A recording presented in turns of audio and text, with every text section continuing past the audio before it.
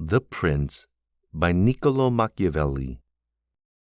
And although Swiss and Spanish infantry may be considered very formidable, nevertheless there is a defect in both, by reason of which a third order would not only be able to oppose them, but might be relied upon to overthrow them. For the Spaniards cannot resist cavalry, and the Switzers were afraid of infantry whenever they encountered them in close combat.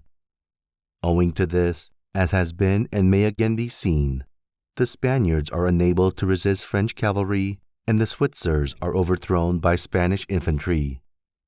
And although a complete proof of this latter cannot be shown, nevertheless there was some evidence of it at the Battle of Ravenna, when the Spanish infantry were confronted by German battalions who followed the same tactics as the Swiss.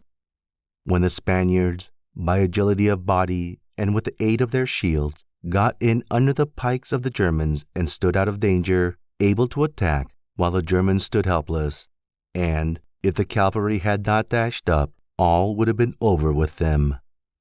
It is possible, therefore, knowing the defects of both these infantries, to invent a new one, which will resist cavalry and not be afraid of infantry.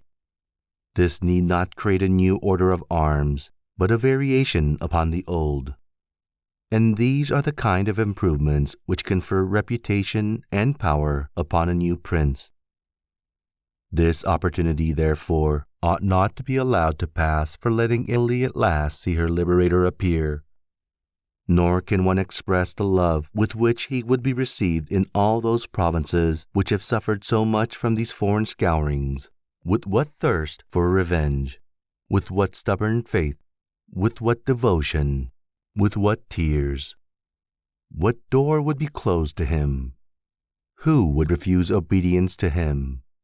What envy would hinder him? What Italian would refuse him homage? To all of us this barbarous dominion stinks. Let, therefore, your illustrious house take up this charge with that courage and hope with which all just enterprises are undertaken, so that under its standard our native country may be ennobled, and under its auspices may be verified that saying of Petrarch, "Virtue against fury shall advance the fight, and it in the combat soon shall put to flight. For the old Roman valor is not dead, nor in the Italian's breast extinguished." Edward Dacre, 1640.